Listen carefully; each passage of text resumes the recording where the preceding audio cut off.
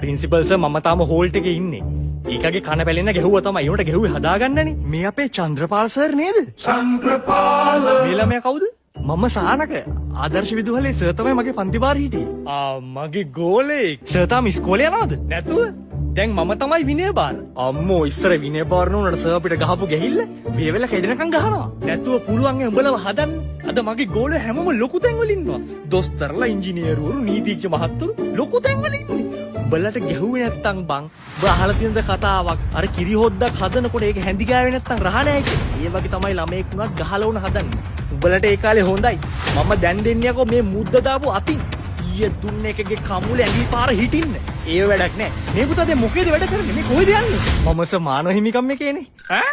අද මමත් මේ ඉස්කෝලේට යන්නේ. අපේ සර් කෙනෙක් ළමයිගේ කනත් පෙලෙන්න ගහලා මාව මේ පරීක්ෂණෙට එව්වනේ. අවසාන මොහොත මාගේ